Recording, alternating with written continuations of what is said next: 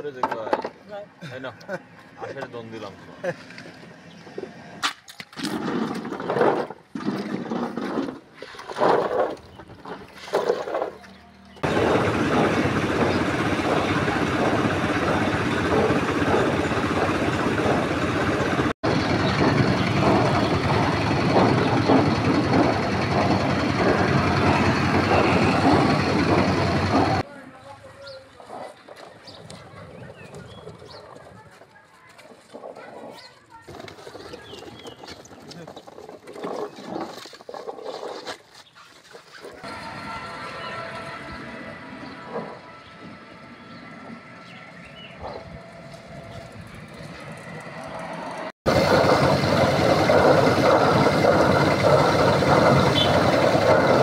যখন আগেই গাজরটা আমরা জমি থেকে তুলাই না মাটি দুই দিক দিয়ে খনন করে ওইটার ভিতর একটা খোলা বানাইতাম দুই দিকে 6 জন 6 জন 12 জন লোক বসে ওইটার আমরা পাও দিয়ে ঠেলে লাইট দিয়ে ধুইতাম।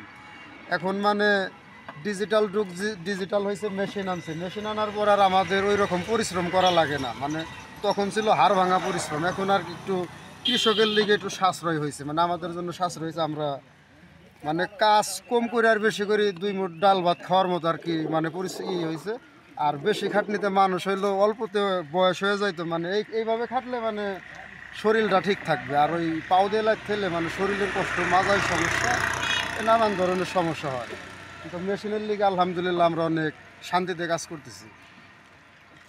বৃষ্টি নাই, বৃষ্টির কারণে ফলন কম হয়েছে।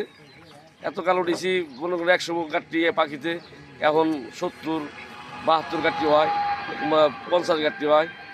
এই কারণে আর কি লাভবান হতে পারতেছি না। এখন গৃহস্থ তো কষ্ট করে করছে, তাকে চালানো উঠতেছে না, আমার কম দামে ছাড়ে না। এখন দামও কমে গেছে সব জিনিসই।